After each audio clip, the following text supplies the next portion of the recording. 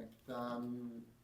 Du coup, je sais pas, j'ai pas vu l'entraînement, mais Brahim et Valentin, en début de semaine, visiblement, n'étaient pas disponibles pour Non, lundi. Je sais pas si c'était non, l'été. oui, ils le seront pas. Ils seront pas. Ouais, normalement, il y a une reprise groupe, si tout va bien, le lendemain du match à Grenoble, donc le mardi prochain. D'accord. Voilà. Est-ce que ça sous-entend qu'il pourrait être disponible? Alors, c'est Ajaccio vendredi, c'est Oui. ça? Et Amiens mardi? On est Oui. plus sur Amiens, du coup, j'imagine? Ben, on est sur un enchaînement de matchs assez proches. Là, on joue lundi, on va rejouer vendredi, on rejoue mardi, puis lundi, puis samedi. Donc, il y a un enchaînement de matchs assez proches. Donc, à nous de trouver le meilleur tempo pour les intégrer, sachant qu'ils n'ont pas joué depuis le match amical contre QRM, si je dis pas de bêtises. Donc, Un mois pile poil, enfin, ça faisait un mois hier. ouais, donc toujours difficile, surtout pour des défenseurs, de les intégrer et avoir du temps de jeu. Les changements d'un défenseur central sont assez rares dans un match, hormis carton rouge ou blessure. Donc il faut qu'on trouve le meilleur moyen pour que ces joueurs-là puissent retrouver du rythme et être compétitifs. Voilà. Est-ce qu'il y a d'autres bobos? Ben, les blessés de longue date comme Lamine, voilà, Oui. sur son croisé, puis Zoumana récemment aussi. Manu Intime toujours pas apte non plus. Il a quoi? Croisé aussi. Ouais, croisé aussi. Qui ça? Zoumana, Bagbema. Donc voilà, je crois que j'en oublie pas. Mathias. Et Mathias, oui, pardon, Mathias Mollet, c'est ça? qui a fait un mollet, qui a fait une écho de contrôle hier, qui est plutôt rassurante, et qui va se poursuivre par un IRM en début de semaine pour avoir un peu plus de données, pour connaître réellement l'indisponibilité et la réathlée à mettre en place. Donc pour Ajaccio, ça semble compliqué aussi. Ça me paraît complexe. Après, voilà, tout dépend si l'IRM peut être rassurante et du coup, les choses peuvent s'accélérer. Et Diabé, c'est bon? Oui, Diabé, c'est bon, il a repris les entraînements depuis plus d'une semaine maintenant.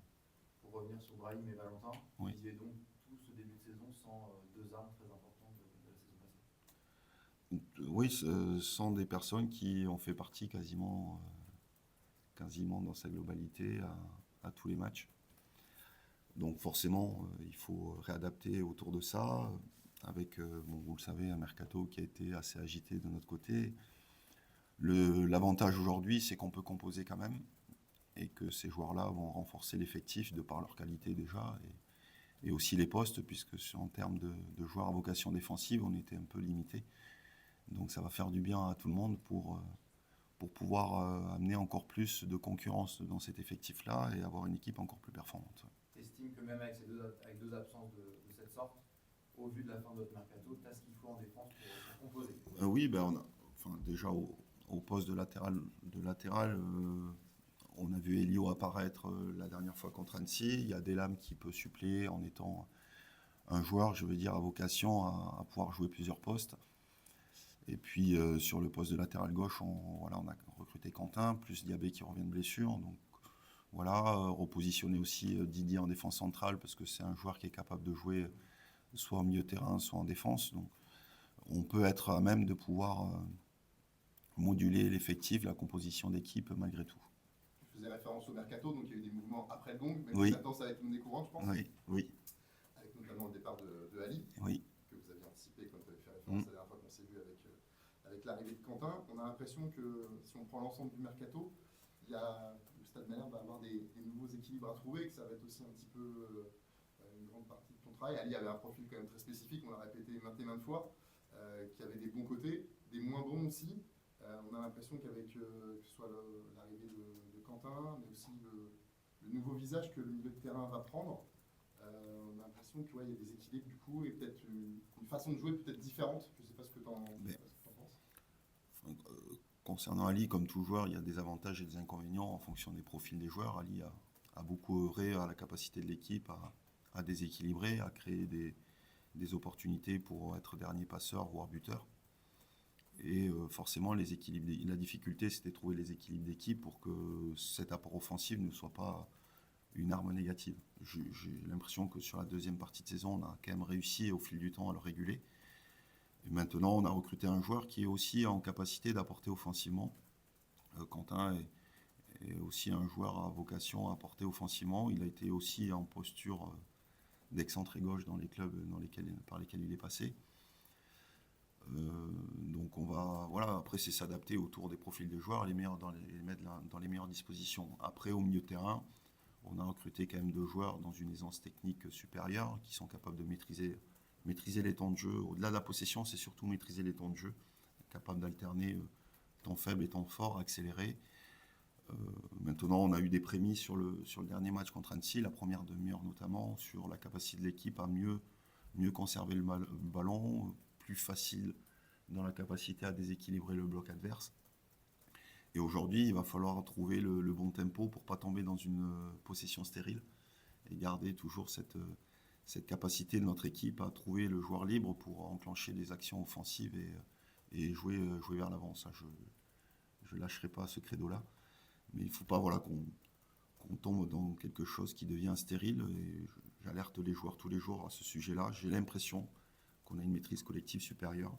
Maintenant, il faut que ça serve justement à attirer l'adversaire pour lui faire mal et pas au contraire conserver le ballon pour conserver le ballon. Donc ça, c'est mon métier. Voilà, ça va être... Mais aujourd'hui, j'ai le sentiment, et les joueurs dans leur globalité ont le sentiment que l'équipe a une meilleure maîtrise collective qu'elle n'avait les saisons précédentes. Donc il faut s'appuyer dessus. Voilà, on l'a vu contre le PFC. Le PFC avait beaucoup de possession face à nous. Peut-être avec les joueurs en forme, comme ils ont été à Annecy, peut-être qu'on aurait pu équilibrer les débats et poser davantage de problèmes au PFC. Donc c'est une arme sur laquelle il va falloir s'appuyer, c'est sûr. Est-ce que la contrepartie de ce mercato, à tes yeux, c'est pas d'avoir perdu un petit peu de pouvoir de nuisance sur les ailes, sur les côtés, où Godson, dans un premier temps, à l'instant T, semble un peu isolé aujourd'hui? Et est-ce que ça t'incite à faire évoluer votre plan de jeu? On a travaillé 2 systèmes. La particularité de cette période de trêve internationale permet de travailler dans la durée. Donc je trouve déjà que pendant les 15 jours, là, on a vraiment très bien travaillé. Le rythme des séances est sacrément élevé, le niveau de jeu aussi. Et c'est pas que moi qui le dis, c'est les joueurs entre eux qui le ressentent et puis les gens qui viennent aussi. On a Gérard qui est souvent là avec nous en tribune et qui constate l'évolution collective du groupe et aussi individuelle par conséquent. Aujourd'hui, on a travaillé un système en 4-3-3, un système en 3-5-2 pour parer à toute éventualité de par les armes qui composent cet effectif-là. On a plus d'avancantes qu'on avait les autres saisons aussi. Donc ça peut être un système qui peut permettre aussi d'entamer les matchs avec 2 attaquants, voire en cours de match. Mais on a quand même gardé des forces offensives sur la vitesse, Godson, mais il y a Tidiam aussi qui est en capacité de faire ça. Donc je trouve l'effectif vraiment équilibré, en capacité d'être encore dans la verticalité du jeu, mais aussi être capable de maîtriser la possession. Donc c'est ce qu'on souhaitait. Et finalement, dans le peu de temps qui nous a été donné, je trouve que ce mercato, on en sort plutôt gagnant, avec aussi le fait qu'Alex puisse rester avec nous. Ça donne une équipe qui a de la gueule quand même. Donc tu étais un coach épanoui, pleinement épanoui, le 31 août ou le 1er septembre? Mais déjà, oui, le jour du match d'Annecy, puisque la veille, j'ai eu une discussion avec Alex qui m'a confirmé qu'il resterait au club. Donc quand on garde une arme offensive telle, forcément, l'entraîneur que je suis est forcément ravi. Et puis je trouve surtout le garçon épanoui et dans un état d'esprit revanchard, la volonté de bien faire. Donc on se pose toujours la question, est-ce que le fait que le mercato soit entre guillemets négatif pour le joueur, c'est-à-dire que son souhait de partir ne soit pas en tout cas effectué, mais je le trouve plutôt en jambes, plutôt dans la volonté de bien faire. Donc ça, c'est ultra positif. Et il adore ce club, c'est le club qui l'a fait découvrir quand même. Donc il sait, il n'est pas fou. Donc je suis content de ça pour le groupe, mais pour lui aussi, parce que on a encore des choses à aller chercher ensemble. Est-ce que le fait qu'il n'ait pas enchaîné les matchs va malgré tout lui être un petit peu pénalisant lundi, ou est-ce que là tu sens qu'il est prêt à 100% à être performant? Mais j'ai le sentiment que ce qu'il montre en séance, et on a fait même une opposition vendredi dernier, qu'il est plutôt en jambes. Maintenant, est-ce qu'il a autant de jambes que ce qu'il avait fait une prépa? Je ne le pense pas. Mais ça permet aussi, on a Kali, on a Mika, donc on est en capacité de faire de la rotation sur le fait que le joueur ne soit pas encore à 100% de ses capacités. Et c'est à travers les matchs qu'on retrouvera le rythme. Donc Alex, pour l'instant, a fait qu'un petit bout de match contre Annecy. Donc ça ne va pas se faire du jour au lendemain, mais en tout cas, je le trouve apte pour démarrer une rencontre. Il démarrera lundi. Il y a des chances. Tu évoquais l'enchaînement important des matchs là, qui arrive avec du Oui. lundi, du mardi, du vendredi dans tous les sens. Mm. Est-ce que lui, de par son été tronqué, au même titre qu'un autre joueur, il est capable, il est susceptible d'enchaîner les matchs, ou est-ce que vous aurez la réponse? Ouais, le ressenti sera après les matchs, la sensation. le match qu'on aura à jouer face aux différents adversaires. Puisque des fois, les matchs peuvent être tronqueurs. Si on est en possession haute, par exemple, pendant X temps, c'est peut-être moins énergisant que si on est souvent sur la transition ou si on subit et que les attaquants sont juste là pour être en capacité de ressortir les ballons et attaquer l'adversaire par les courses. Donc tout dépendra du genre de rencontre qu'on aura, comment eux ils réagiront aussi à la compétition. Donc on le fera au coup par coup, mais l'avantage encore une fois c'est que l'effectif est interchangeable. Donc c'est une arme. Il y a quand même une vingtaine de joueurs sur lesquels on peut s'appuyer aujourd'hui et qui peut permettre justement à changer les joueurs sans perdre l'équilibre et la capacité de l'équipe à être performante. Je reviens sur les côtés. Donc on avait parlé de Godson, je fais référence à Tidiam. Mm. On peut peut-être dire qu'il y a peut-être Momo dans un autre style qui peut aussi évoluer à ce rôle-là. Est-ce qu'il y en a éventuellement Il y a d'autres joueurs qui sont susceptibles de jouer dans les couloirs. Voilà, Bilal fait partie de ces joueurs-là aussi, Mathias fait partie de ces joueurs-là aussi, même s'ils sont dans un rôle préférentiel au cœur du jeu. Mais la capacité à jouer dans les couloirs, c'est-à-dire qu'il faut s'habituer ou en tout cas être en mesure de faire jouer le joueur dans ses meilleures dispositions. Et forcément, si on décide de jouer avec ces joueurs-là, c'est plus pour être dans le cœur du jeu et créer une supériorité numérique à l'intérieur. Donc, j'attends pas de ces joueurs-là qui prennent le couloir comme si c'était Godson ou Tidiam, par exemple. Donc, il faudra composer à partir de là. Mais en tout cas, ces joueurs-là sont susceptibles de jouer à ces postes-là aussi. On parle de référence à Tidiam, on va toujours présenter comme un jeune joueur, un jeune espoir et tout. Est-ce qu'aujourd'hui, peut-être qu'il le fait d'ailleurs, je ne vais pas discuter avec lui, mais est-ce qu'il ne doit pas changer un petit peu de statut en disant qu'il est un joueur comme les autres et qu'il doit se lever le matin en disant qu'il faut qu'il bouffe tous ses concurrents en direct, ce qui est d'ailleurs vrai aussi peut-être pour Momo d'ailleurs, qu'il faut arrêter, peut-être nous les premiers, d'accoler cette étiquette de jeunes et d'espoir, mais qui peuvent être au même titre que Noé qu'on a eu avant. Titulaire à part entière en tout cas. Ça reste des jeunes joueurs perfectibles de par leur expérience. Et que ce qui fera la différence, ça sera l'enchaînement des matchs, la capacité à se confronter au haut niveau pour devenir un titulaire indiscutable. Maintenant, il y a des étapes, mais il n'y a que la rencontre qui déterminera ça. Forcément, ils sont en train d'évoluer, de grandir, d'être de plus en plus fiables. Mais maintenant, il n'y a que le match qui nous dira si ce joueur-là est en mesure de devenir un titulaire indiscutable. Voilà, Noé l'a prouvé, mais c'est le temps qui a fait son œuvre.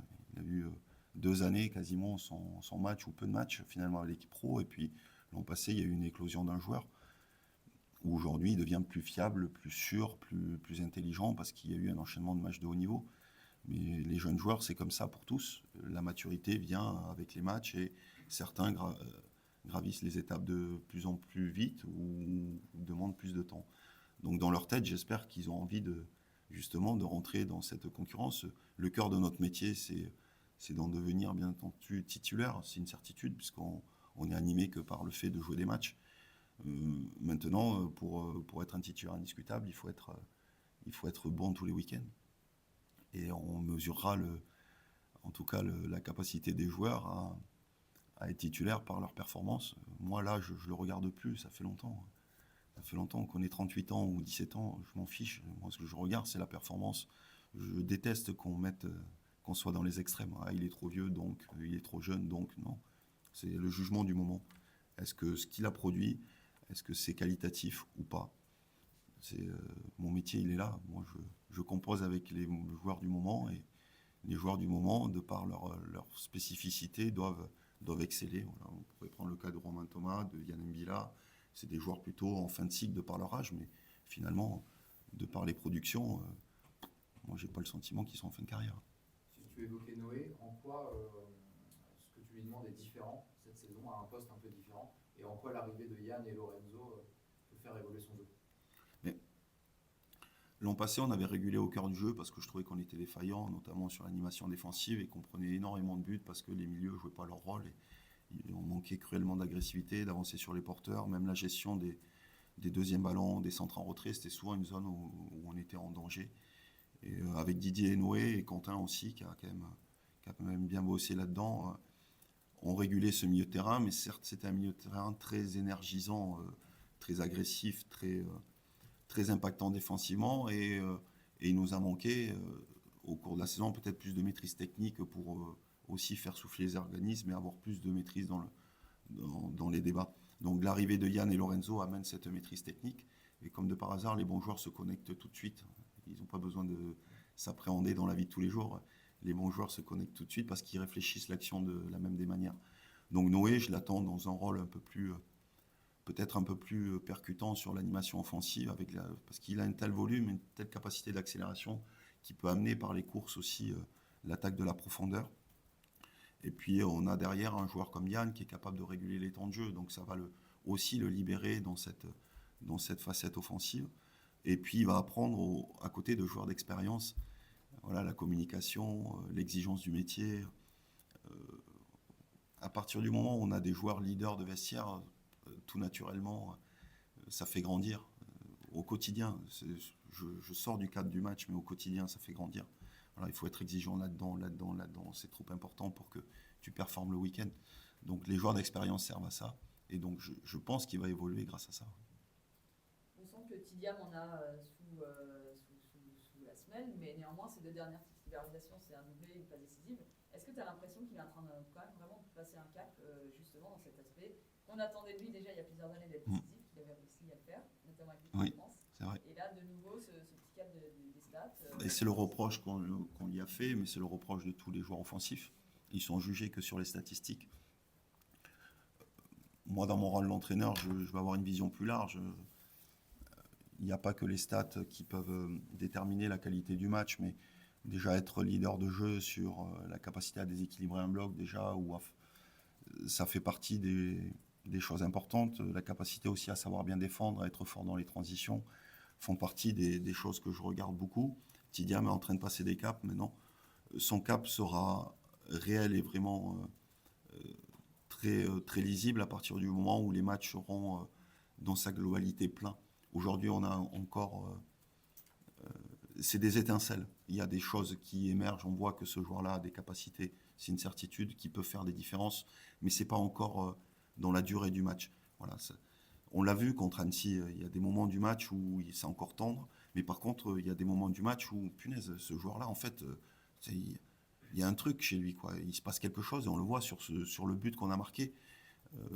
Qu'au bout d'un moment, quand il décide de se libérer complètement, il fait des différences et je l'attends à ce niveau-là. J'ai l'impression qu'il y a encore un frein sur l'aspect mental, sur le fait que, punaise, je suis capable de faire ça. Et donc, je l'attends sur la durée d'un match, être capable de faire des différences. Et je suis sûr qu'il en est capable et il gravit les étapes, petit à petit. Une petite frustration, justement, toi qui le connais si bien, de savoir qu'il doit pouvoir faire bien mieux, même s'il est très jeune, et qu'il y a encore ce petit frein mental, a priori. Ouais, Mental qu'autre chose. Mental, énergivore, la difficulté de l'adversité fait que voilà, le haut niveau fait que l'adversaire qu'on a en face de nous, eh bien, il est bien plus dur à passer, il est bien plus rapide, bien plus costaud et ça demande beaucoup plus d'efforts déjà physiques mais aussi mental. Gagner le rapport de force, c'est très psychologique et forcément les attaquants sont des joueurs qui ont besoin de beaucoup de confiance et quand malheureusement peut-être le premier dribble engagé est raté, quand on est un joueur d'expérience, on sait que de toute façon on va rapidement switcher. Un jeune joueur, peut-être ça demande plus de temps parce qu'il y a une perte de confiance qui fait que l'action d'après, peut-être que je ne vais pas tenter le dribble, mais je vais faire une passe de sécurité pour juste prendre confiance en moi. Donc ça, c'est que le match. Il faut passer le cap sur, voilà, j'ai raté, c'est pas grave, l'échec fait partie du foot et il faut de suite switcher sur quelque chose de positif et c'est pas grave, je vais retenter. Enfin, en tout cas, avec moi, ils vont pas avoir de frein avec ça. Les joueurs offensifs, c'est les joueurs de déséquilibre. Et c'est par le fait d'avoir des initiatives qu'il se passera des choses. Si on n'est que sur la sécurité, que des passes en retrait, autant jouer défenseur central, quoi. Enfin, j'exagère, mais voilà, c'est normal que l'attaquant perde plus de ballons qu'un défenseur. C'est tout à fait logique. Et il faut que maintenant, ces actions qu'il enclenche offensivement sur le jeu combiné avec ses partenaires ou sur le 1 contre 1 soient de plus en plus visibles en match, quoi. Voilà. Tu lui demandes de se lâcher encore plus, c'est ça un Oui. peu les consignes que... Oui, mais comme tous les joueurs, j'ai eu Amine l'année dernière aussi, qui est pour moi un pur talent. Et voilà, on sentait qu'il y avait un gros travail mental à faire parce que son éclosion était tellement rapide qu'en fait, il y a très peu d'expérience. Mais quand il se lâchait, il se passait des choses de fou.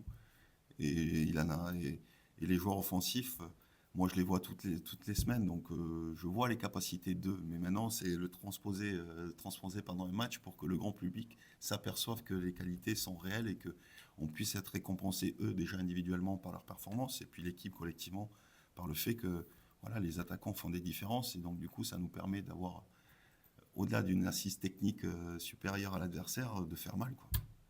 On est le 14 septembre et on parle presque plus que de football là, au Stade Malherbe. Ouais, ça fait du bien. Est-ce que tu es heureux et peut-être presque soulagé de ça? Est-ce que ça peut libérer encore plus les énergies sur le terrain? Moi, j'étais soulagé avant Annecy déjà. Parce que voilà, ce mercato se terminant plutôt positivement pour nous, avec voilà, une prise de fonction enfin des nouveaux actionnaires.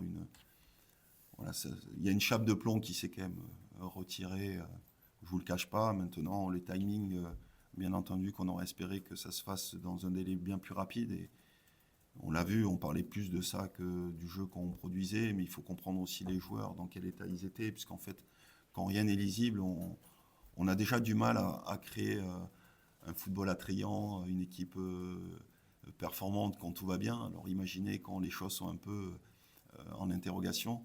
Donc ce qui s'est passé, c'est tout à fait logique en termes de résultats. Maintenant, voilà, j'ai l'impression que depuis 15 jours, j'ai vraiment le sentiment d'avoir un effectif professionnel avec la volonté de bien faire, parce que les joueurs sont juste rassurés et ont envie de travailler ensemble. J'ai un groupe pro face à moi qui a envie d'aller chercher des choses. Donc ça, pour moi, bien sûr que c'est très libérateur. Et ça permet de parler uniquement de foot et puis ouais, toi tu veux partir, toi tu veux rester, comment on fait, qui va venir et comment ça va s'organiser, tout ça c'est réglé. Et là on parle que de foot. Du fait que la saison commence mi-août, vous pensez là avoir perdu quand même 2 matchs, voire presque un mois, avec ce fait que la saison commence presque réellement qu'aujourd'hui, avec un effectif stable? Pour l'an passé on l'a commencé au 1er décembre. Donc on est en avance. On est en avance. Non mais... Confirmé sur le terrain maintenant. Ah, on est bien d'accord. On est bien d'accord. Ça, c'est notre cœur de métier. Et peut-être que ça n'arrivera pas lundi, mais c'est les prémices de quelque chose de positif. Je suis convaincu par ça. À partir du moment où on s'entraîne bien avec intensité et la volonté de bien faire ensemble, au bout d'un moment, il y a quelque chose de positif qui arrive. Et vous verrez que quand il y aura quelque chose de positif qui va arriver, ça durera dans le temps. Bien entendu qu'on pourrait se dire, oui... on a perdu 2 matchs, on a fait un match nul, on n'a qu'un point sur 9, c'est une réalité. Mais ça fait que 3 matchs, il en reste 31. Donc il ne faut pas avoir peur de ça. C'est comme ça, c'est le cœur de notre métier, on est jugé que sur les résultats. Et je suis entièrement d'accord avec vous que ce n'est pas suffisant. Il n'y a pas de souci là-dessus, mais au bout d'un moment, ça va, de ce que je vois au quotidien, ça va s'enclencher. Et quand ça va s'enclencher, ça va durer. Tu parlais de ces 10 bons jours de travail, Ouais. il y a une bonne partie à laquelle tu n'as pas assisté, Oui. qui est pour rien. Oui. Mais comment est-ce que Mais ça veut dire que je ne sers à rien, tu vois. C'est le maître mot de la... Comment est-ce que tu vis, toi, t'as pas le choix, mais comment est-ce que tu vis ces semaines loin du groupe? Est-ce que tu ressens le manque au quotidien? Ou est-ce que t'as pas le temps avec tout ce que tu as à faire? Le manque, non, mais non, c'est vrai que je préfère être au cœur du travail plutôt qu'à l'extérieur. Mais l'avantage, c'est que j'ai entièrement confiance au staff quand même qui travaille très bien quand je ne suis pas là, que j'ai des retours quotidiens sur ce qui s'est passé, sur l'état d'esprit, l'intensité de la séance, sur les contenus qu'on veut réellement poser et mettre en place par rapport à ce qui va se passer demain. Et puis, j'ai des gens d'expérience. Voilà, Pat est une personne d'expérience qui n'a pas besoin de moi pour faire une séance d'entraînement. Donc, j'y vais la tête libérée, sans arrière-pensée et sans problématique majeure. Je sais que c'est l'avantage d'avoir un staff avec un adjoint d'expérience. Voilà, un jeune adjoint peut créer des incertitudes. Là, j'y vais, mais vraiment tranquillou, loulou, comme on dit chez moi, quoi. Quand tu as composé ton staff, Patrice Magé était déjà là. Oui. Est-ce que toi, ton idée ici, c'était quand même d'amener un homme à toi, entre guillemets, que tu connaissais, parce que tu aurais pu, là, cet été, décider de repartir autrement. Ça avait été quoi ta réflexion à ce moment-là? Je m'appuie sur les choses qui ont fonctionné, sur mes besoins, sur les complémentarités. La composition d'un staff, pour moi, il y a plusieurs domaines ultra importants. Il y a déjà les valeurs qu'on partage, avant de parler de compétences. Il y a les valeurs qu'on partage, puisque peu importe le métier que l'on fait, souvent quand ça ne se passe pas bien, c'est qu'il y a des valeurs humaines qui sont qui sont malheureusement incompatibles. Et du coup, même s'il y a de la compétence de part et d'autre, on ne peut pas s'entendre. Et donc forcément, à la fin, vous verrez, en général, quand on vire des gens, c'est parce qu'on ne s'entend pas humainement. C'est pas lié aux compétences. C'est souvent parce qu'on ne s'entend pas. Donc l'idée, c'est déjà ça. C'est déjà être en capacité de bien s'entendre, avoir des visions partagées, et puis surtout des visions et des idées. Et des idées peut-être différentes, mais ça, c'est pas grave. Ça fait partie des échanges. Et tant mieux qu'on me pousse dans mes retranchements, quand des fois j'ai des idées bien arrêtées et que les gens m'alertent. Oh, peut-être que ça, c'est mieux. Tant mieux. Moi, je demande ça. Donc déjà, ça, je trouve que sur les 6 mois, ça a matché. Donc j'avais pas de doute là-dessus. Ensuite, bien sûr, c'est la complémentarité des personnes, les besoins par rapport à l'équipe et les compétences. Voilà, moi, j'aime bien les staffs associés qui arrivent d'univers différents, qui arrivent d'expériences, de plus jeunes, parce que c'est ça, d'anciens joueurs et pas forcément d'anciens joueurs, des gens qui arrivent du milieu amateur. Moi, je trouve que c'est ça qui est top dans un staff. Parce qu'on a besoin de ça, on a tous des bonnes idées. Maintenant, quand un staff fonctionne, c'est que on sait s'écouter déjà et après on croit à la même chose et une fois que les choses sont décidées, par contre, on a un seul discours. Voilà, ça c'est le credo. Et après, au-delà du staff, après c'est les joueurs. En général, quand on a des bons joueurs, ça se passe super bien. Enfin, je fais toujours référence aux grands clubs, mais voilà, quand on est coach du Real Madrid ou Manchester City, même moi, je pense que je peux y aller. Je pense que je vais réussir à gagner des matchs. Je pense, hein. Je pense, même si je ne parle pas très bien anglais, je pense que je vais réussir à gagner des matchs parce qu'on dépend d'eux. Et là, juste à l'issue du mercato, j'ai l'impression d'avoir de très bons joueurs. Donc forcément, c'est plus simple à animer, c'est plus simple à coacher parce qu'on ne perd pas de temps sur des choses futiles. Les bons joueurs, ils connectent tout de suite, ils comprennent le jeu et on est vraiment sur le détail et sur les choses qui vont faire les différences. Donc ça, c'est exceptionnel. Quand on est avec souvent des plus jeunes ou des joueurs qui sont en devenir, on n'est plus sur la qualité technique, l'investissement. Enfin, ça, quand on est joueur pro, c'est acquis. Il n'y a même pas de débat. Et puis, ils n'attendent pas ça. Ils attendent des choses essentielles qui peuvent faire la différence. Voilà, l'équipe adverse joue comme ça. Comment on peut faire en sorte que les failles de cet adversaire, on arrive à les exploiter pour gagner le match. Voilà, le cœur de notre métier, c'est celui-là au quotidien. Donc, on dépend quand même du niveau d'intelligence tactique du joueur et aussi le niveau technique. Et là, j'ai l'impression d'avoir face à moi des joueurs qui sont connectés là déjà et qui ont envie de travailler ensemble. Ça, c'est le plus dur de notre métier, c'est les connecter. Est-ce que sans prendre en compte les états de forme, en termes de potentialité, oui. tu estimes que ton effectif est plus fort cette saison? Oui. Ouais. Oui. Pour revenir sur les résultats, je ne suis pas embêtant avec ça. Il n'y a pas de problème. La victoire, la première victoire de la saison, vous pensez quand même qu'elle va être importante à aller chercher rapidement pour débloquer un éventuel. J'espère en toute honnêteté que les joueurs vont être récompensés de leur travail parce qu'ils travaillent vraiment bien. Et que le plus tôt sera le mieux forcément puisque ça amène une confiance supplémentaire et je l'ai vécu l'an passé. L'an passé, il y a eu 3 mois de disette sans rien et une victoire a fait basculer alors qu'on n'était pas au mieux. Et ça a fait basculer dans quelque chose de très positif. Donc nous, on n'est animé que par ça, la victoire. Vous ne savez pas la bouffée d'oxygène que ça peut avoir à l'intérieur du groupe pour les joueurs et même pour la globalité de la structure.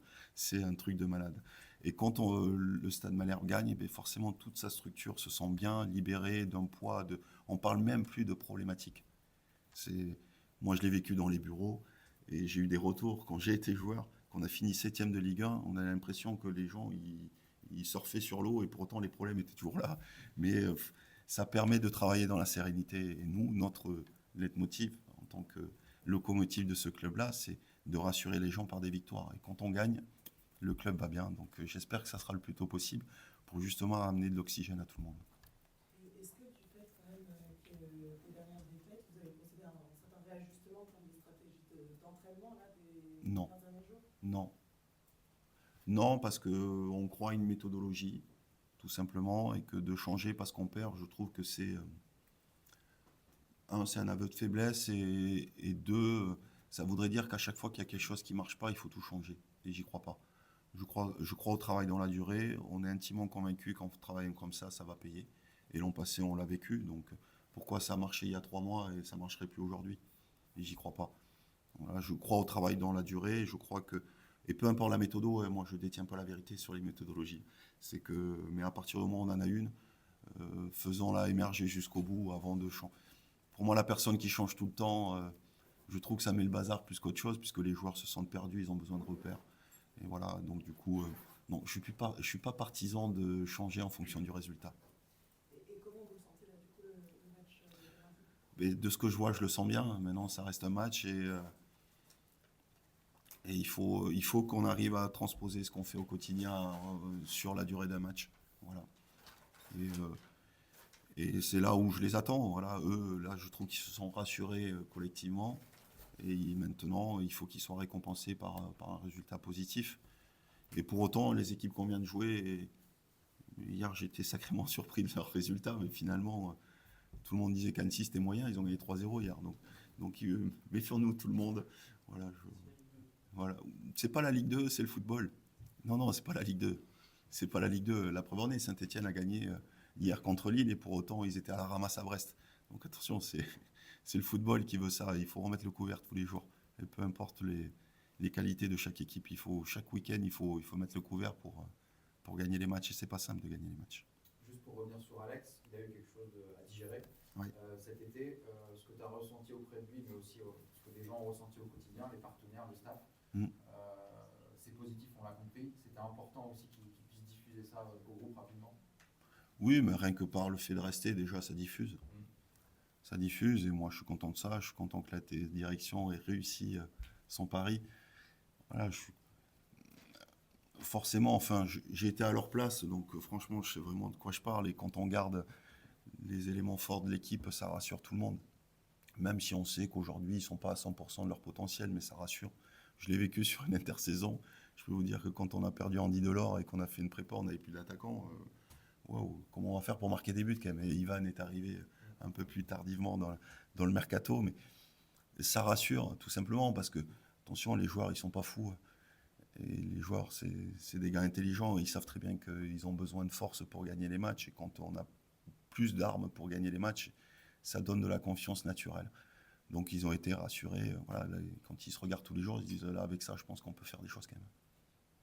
Complètement autre chose, sur la programmation de la Ligue 2, on a vu qu'il y a un match qui va se rajouter le samedi. Mm. Est-ce que d'être souvent attribué au Stade Malherbe, notamment à domicile, est-ce que ça va changer des choses? Vous préférez jouer plutôt samedi ou plutôt vendredi? Alors j'ai pas l'info que ça risque d'être souvent nous. Ah, Mais par contre, il est possible de fait, et la preuve en est, puisque le samedi on joue contre Lorient, mais parce que c'est Lorient aussi, qu'on joue samedi de nouveau contre Troyes. Donc forcément, ce club-là était certainement très agréable à regarder. Donc les diffuseurs souhaitent qu'on joue souvent le samedi. Peut-être que nos supporters aussi ont fait en sorte qu'on puisse jouer souvent le samedi, et tant mieux. La seule complexité, c'est l'horaire, et 14h, c'est pas simple, en tout cas pour le grand public. Pour nous, ça changera pas grand-chose. Notre préférence, elle est voilà, je serais content quand on gagnera, peu importe l'horaire du match. Mais c'est vrai que le samedi à 14h, c'est difficile pour tout le monde parce qu'on a des enfants et puis c'est souvent le moment où les écoles de foot jouent. Et pour le sport amateur, c'est difficile de venir nous voir jouer. Donc c'est plus simple le soir, voilà, pour qu'il y ait le plus de monde possible au stade. Mais bon, on va prendre ce qu'on va prendre et ce qu'on va nous attribuer surtout. Maintenant, moi je préfère jouer en soirée qu'en milieu d'après-midi, mais moi je joue plus, donc j'ai envie de vous dire, c'est plus très important. J'étais pas un grand fan des matchs J'ai connu 13h30 aussi en Ligue 1. Je suis pas un très grand fan, c'est pour ça que j'ai jamais joué en Angleterre. Je suis pas un très grand fan des horaires juste après manger. Mais je préfère en soirée, je trouve que ça réunit davantage de monde, que les gens sont plus libérés, que c'est plus sympa, ça clôt la journée.